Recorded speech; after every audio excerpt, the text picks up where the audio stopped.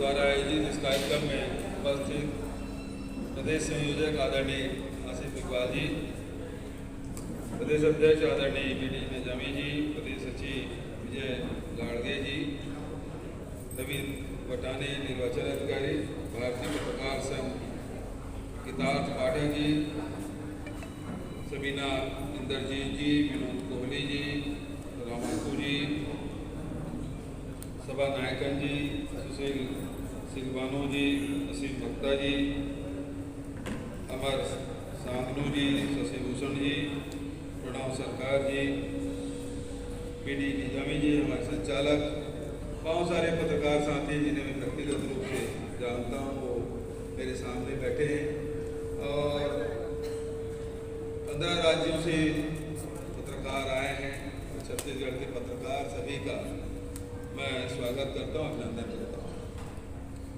आदरणीय साथियों, अभी पत्रकारों के द्वारा जो उत्कृष्ट कार्य किए गए उन पत्रकारों को सम्मानित भी किया गया। और दूसरी बात, छत्तीसगढ़ में जो अभी पत्रकार कानून आज कैबिनेट में पास हुआ और विधानसभा हमारा सत्र चल रहा है और इसी दौरान इसको 24 तारीख के पहले पास हो जाएगा और उसके बाद जब राजभवन से जब हस्ताक्षर होकर लौटेगा तब ये कानून लागू होगा।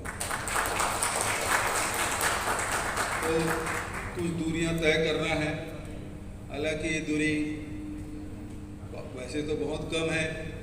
विधानसभा से राजभवन जाना है, राजभवन से मंत्रालय जाना है, एक ट्रेंगल दिखाई देता है, लेकिन इसमें कई बार आजकल देख रहे हैं कि राजभवनों में जो बिल कैसे लंबित हो रहे हैं इसके बारे में चर्चाएं हो रही हैं। कुछ राज्य तो कोर्ट भी गए हैं, सुप्रीम कोर्ट भी गए हैं, समीक्षा भी हो रही है, मीडिया के माध्यम से चर्चाएं भी हो रही है। तो ये जब राजभवन से निकल के आ जाए तब समझिए कि ये लागू हुआ है। मैं समझता हूँ ये सम्मान है वो अग्रिम सम्मान आपने किया है, ताली बजाया वो भी मैं अग्रिम मान लेता हूँ, क्योंकि हमारे राज्य में इतने सारे बिल पेंडिंग है और वर्षों से पेंडिंग है और बहुत प्रतीक्षित है, जिसे आम जनता से जुड़ा हुआ है। कुछ तो यूनिवर्सिटी से कुछ आरक्षण भी 2 आरक्षण बिल है, एक तो स्टूडेंट के लिए है और दूसरा भर्तियों में है। अब ये बिल भी वहाँ जाना है और मैं समझता हूँ कि महाराष्ट्र में शायद लागू है सर, तो निजामी जी थोड़ा सा संशोधन कर लीजिए, हमारा दूसरा राज्य है। लेकिन पत्रकारों से हम लोगों ने एक चर्चा की थी और डिमांड भी हुआ था। सबसे पहले बिलासपुर में ही जब पत्रकार संघ की बैठक हुई थी और उस समय ये चर्चा उठी कि पत्रकार सुरक्षा कानून लाया जाना चाहिए और पत्रकारों की सुरक्षा के लिए जब बात आती है, बहुत सारे पत्रकार हैं जो कुछ पत्रकार हैं जो ऑफिस में बैठ के काम करते हैं, प्रदेश मुख्यालय में करते हैं, देश के मुख्यालय में करते हैं, कुछ जिला मुख्यालय में करते हैं। बहुत सारे पत्रकार हैं जो ग्रामीण अंचल में काम करते हैं, सुदूर क्षेत्रों में जाकर काम करते हैं, देश की सीमाओं में जाते हैं। अब हमारा प्रदेश तो लैंडलॉक स्टेट है, न हमारे पास समुद्र है न हमारे पास सीमा है, तो इस कारण से हम लोग बहुत कुछ मामले बड़े सुरक्षित प्रदेश हैं। न हमारे यहाँ भूकंप के झटके लगते, न ज्वालामुखी का कोई सवाल है, न हमारे यहाँ कोई सुनामी आ सकता। उसका प्रभाव जरूर पड़ता है, कभी सुनामी आ जाए, कभी हुदहुद आ जाए, तो उसका प्रभाव पड़ता है। लेकिन जिस प्रकार से समुद्र तटीय राज्यों में जो तकलीफें झेलते हैं उस प्रकार की तकलीफें हमें नहीं होती, तो उस मामले में बहुत हम सुरक्षित राज्य हैं। और सुरक्षित होने के साथ साथ एक और बात है जो हम सबको ज़्यादा सताती रही है, वो नक्सल समस्या। और नक्सली घटनाओं को कवर करना मतलब ये है कि जान जोखिम में डालना। थोड़ा सा आपके लेखनी में इधर झुक गया तो आप नक्सली समर्थक हो जाएंगे, इधर झुक गए तो सरकार के आप मुखबिर हो जाएंगे, तो इधर करेंगे तो उधर मार पड़ती, उधर करेंगे उधर मार पड़ती। तो दो पार्टन के बीच में संतुलन करके हमारे पत्रकार काम करते रहे, खासकर बस्तर। और बहुत सारे साथियों को तकलीफें भी उठानी पड़ी। हमारे एक दो पत्रकार साथी जिसको जहाँ से हाथ धोना पड़ा। लेकिन दुर्भाग्य तब होता है जब वो पत्रकारिता करने, स्टोरी कवर करने के लिए नक्सल प्रभावित क्षेत्र में जाते हैं अपनी जान को जोखिम में डाल के, और यदि पुलिस उसे पकड़ ले और मीडिया हाउस कहे ये हमारा पत्रकार ही नहीं है, मतलब जिसके लिए काम कर रहे हैं वो एक सेकंड नहीं लगाता पल्ला झाड़ने में कि वो हमारा आदमी नहीं है, उस समय उस पत्रकार की स्थिति क्या हो सकती है इसकी कल्पना की जा सकती है। और तब से हमने देखा कि अधिमान्यता देने वाले जो कमेटी बनती है उसमें कौन लोग हैं, तो उसमें तो मीडिया हाउस के मालिक और संपादक ही लोग हैं। तो आप और एक जो कमेटी बनी थी जो सुप्रीम कोर्ट तक गया था, क्या कमेटी बोलते हैं उसको पत्रकारों की, मजीठिया कमेटी, उसका कोई लाभ तो मिलने वाला नहीं। क्यों है? हाँ, तो मिला क्या? नहीं है?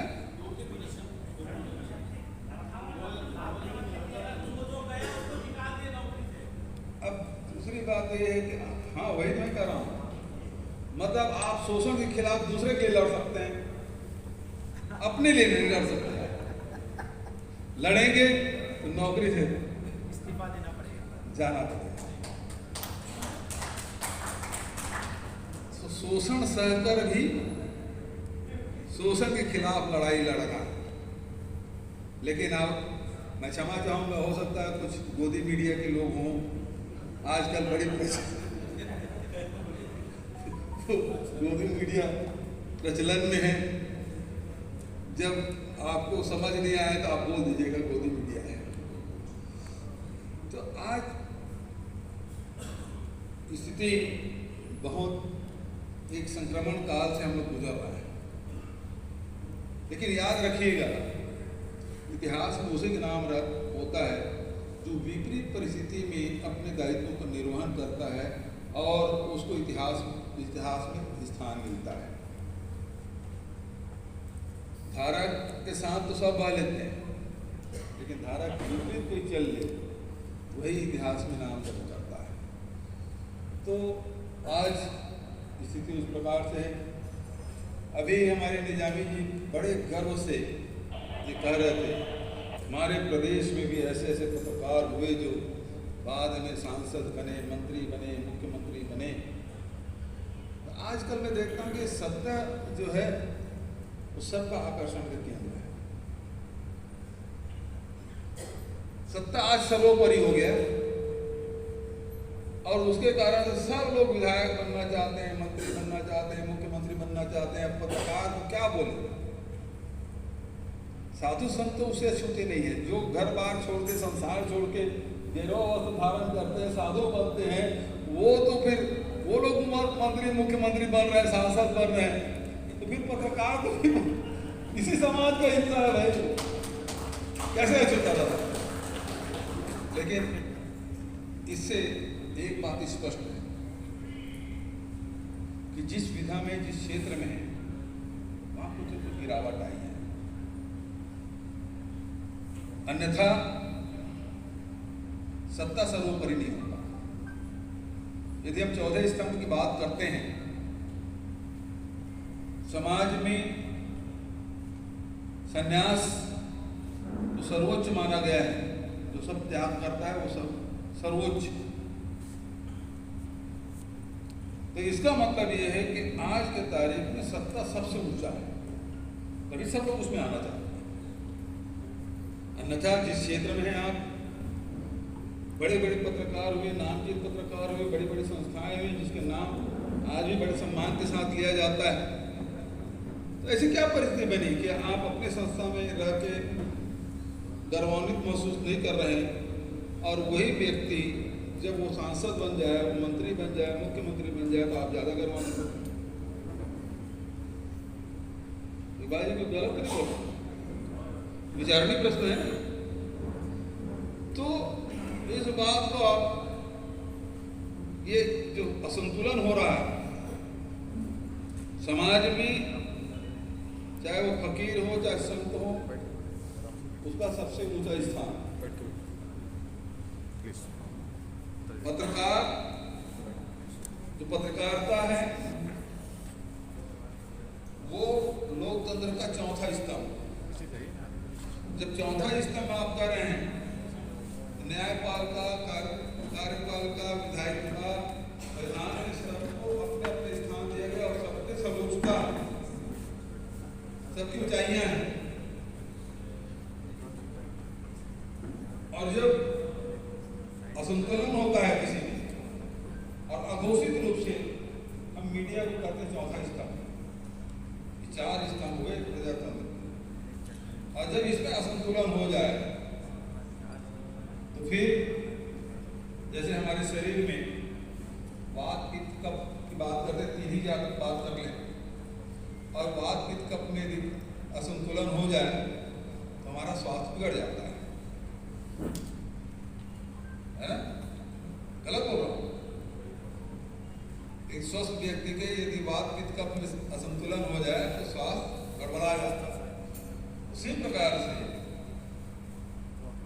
यदि जो व्यवस्था है उसमें कोई एक पाया कमजोर हो जाए, एक स्तंभ कमजोर हो जाए, तो समाज में उसका विपरीत असर पड़े बिना नहीं रह सकता। आज हम लोग देख रहे हैं कि जिस प्रकार से केंद्रीय कानून मंत्री जी बयान देते हैं, न्यायालय विपक्ष की भूमिका ना निभाए, तो सीधा सीधा धमकी है, न्यायपालिका को धमकी, और वो भी कानून मंत्री। और जो रिटायर्ड सीजीआई है उसको खंडन कर पाए।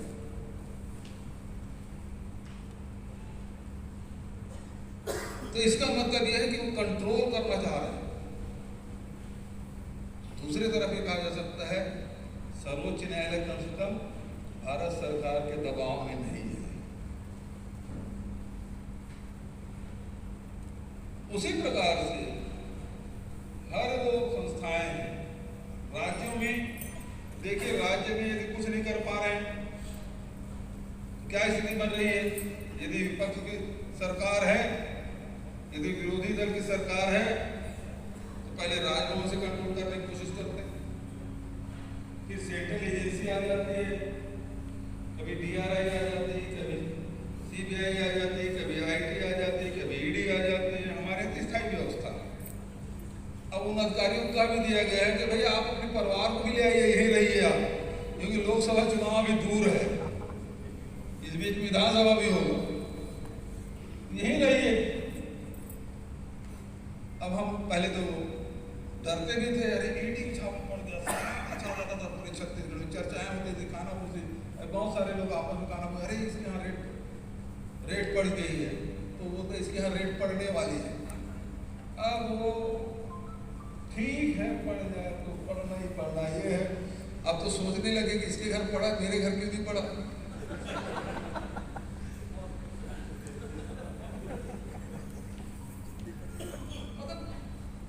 गिरावट इतनी आ गई है, कोई सीमा नहीं।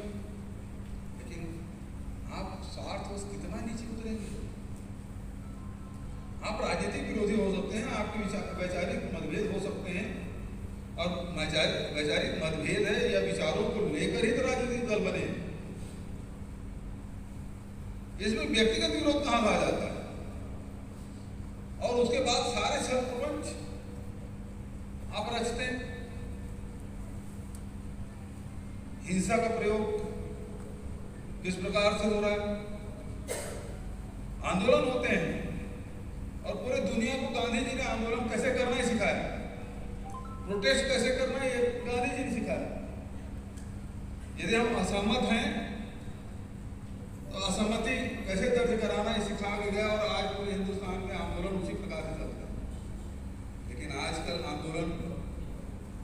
कोशिश ये होती है कि उग्र हो, हिंसक हो। क्यों? इसलिए होना चाहिए कि आपको बदनाम किया जा सके, सामने वाले को बदनाम किया जा सके, आपको निरंकुश। आज ही भी मैं पढ़ रहा था, हमारे भारतीय जनता पार्टी के सांसद हैं, जो प्रदेशाध्यक्ष भी हैं, उन्होंने कहा कि जलियांवाला बाग बना दिया गया था। जलियांवाला बाग को जानता नहीं होता है। जलियांवाला बाग में हुआ क्या था?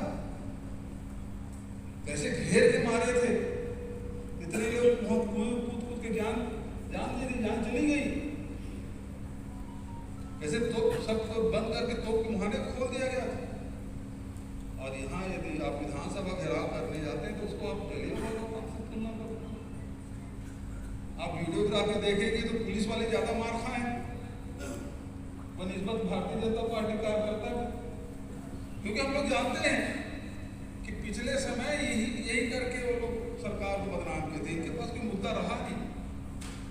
अभी नारायणपुर की घटना, इंस्पेक्टर को पटक के मारा, एसपी का सर फोड़ दी, कवर्धन वैसे पुलिस वालों की पिटाई कर दी। ये लोग चाहते हैं कि हिंसा हो और उसको लेके जाए। तो ये आंदोलन के भी एक गांधी का रास्ता है, जिसमें आपको प्रोटेस्ट करना है। दूसरा जो आंदोलन है उसका स्वरूप, उसका उद्देश्य क्या है, समझने की बात है। तो आपको उससे लड़ना, उसको किसी मुद्दे को लेकर आप कर तो रहे हैं, आवास के मुद्दों के लिए आंदोलन में अच्छी बात, और गरीबों का आवाज मिलना चाहिए, उसके लिए लड़ाई लड़ते। लेकिन आपका उद्देश्य तो बदल गया। यहाँ पे आप हिंसक उतार हुआ है, उसकी चर्चा बंद। मैंने कहा भैया कि आपके पास जितना आवेदन आप फॉर्म भरवाएं उसको मुझे दे दो। 48 घंटे बीत गए, एक तो फॉर्म नहीं दिए मुझे। हम लोग 5 साल पहले आंदोलन करते थे, पूरा मेटाडोर में भर के आंदोलन मतलब फॉर्म ले जाते थे। भैया ये लो, राजभवन में देखा है, राष्ट्रपति दिया है, लेकिन अभी तक हमारे पास फॉर्म आया ही नहीं। तो ये स्थिति है। तो आज बड़ी जिम्मेदारी पत्रकारों की है, क्योंकि आपको अपने ऑफिस से भी लड़ना है, और जिसके खिलाफ लिखते हैं उससे भी आपको बचाव करना है। जिसके पक्ष में लिखेंगे आपको कुछ बोलेगा नहीं, यदि पहले से प्रायोजित ना हो। लेकिन आप यदि आपने स्टोरी कवर की, हो सकता है किसी पक्ष में जाए, किसी खिलाफ में जाए, तो जिसके पक्ष में जाएगा वो आपके साथ खड़ा तो नहीं होगा, कि जिसके विरोध में आपकी लेखनी चलेगी वो निश्चित रूप से आपके दुश्मन बन जाएगा। क्यों? कि आज टॉलरेंस तो है ही नहीं, सहिष्णुता तो है ही नहीं। नहीं, एक समय ऐसा था कि बड़े बड़े ऐसे राजनेता होते थे, मुझे कुछ पत्रकार बता रहे थे कि आज कल आपने एक स्टोरी की बसंत साठे जी के खिलाफ पूरा 6 कॉलम की स्टोरी आप लिखे, और दूसरे दिन पत्रकार उसे साथ बैठ के चाय पिए। तो ये असहमति का सम्मान आज भला लिख तो दीजिए, बोल तो दीजिए, आपके खिलाफ सारी कुछ हो जाएगा। वो तो ठीक है, FIR हो जाएगा, कोर्ट में चले जाएंगे, लेकिन पेट में जो लात पड़ती है उसको क्या करेंगे? तो ये स्थिति है। फिर भी इस दौर में हम सबको मिल के काम करना है, प्रजातंत्र की रक्षा करना है। अब वो दौर भी निकल गया, अच्छे वो दिन भी निकल गए, ये दिन भी बीत जाएंगे, लेकिन अपने दायित्वों को निर्वहन के लिए हम सब प्रतिबद्ध रहें।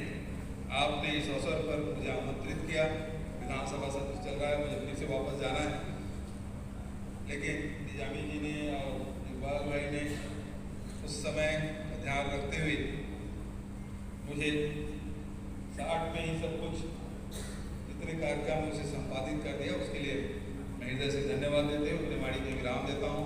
धन्यवाद। जय हिंद, जय छत्तीसगढ़।